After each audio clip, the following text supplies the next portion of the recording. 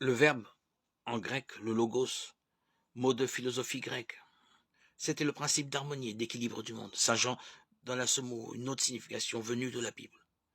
Le logos est pour lui la parole de Dieu, ou la sagesse de Dieu. Proverbe 8, 22, 31. Le verbe est distinct de Dieu, et il est tourné vers Dieu, en profonde communion avec Dieu, égal à Dieu. Les mots commencement, lumière, ténèbres, vie sont empruntés au poème de la création du chapitre 1 de la Genèse. Le Verbe est créateur avec Dieu et comme Dieu. Pour Jean, la vie ne mérite son nom que si elle est vécue dans la lumière de Dieu. Le couple lumière-ténèbres dit qu'un tel idéal de vie suppose un choix, le choix du Verbe, car c'est lui la source de vie.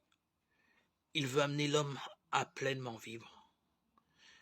Il semble bien que les versets 9, 10 et 11 de l'évangile de Jean, selon la parole 1, 5, 9, 16, 18, le mot monde a deux sens.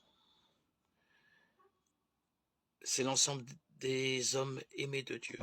Et le monde est aussi la partie des hommes qui refusent la visite du Verbe, comme une partie des Juifs, les siens, qui ne l'ont pas accueilli.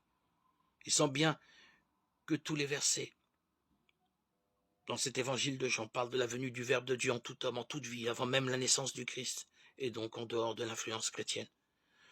Toute vie humaine peut être illuminée par le Verbe si elle reconnaît et accueille cette force divine d'amour qui vient en toute vie humaine.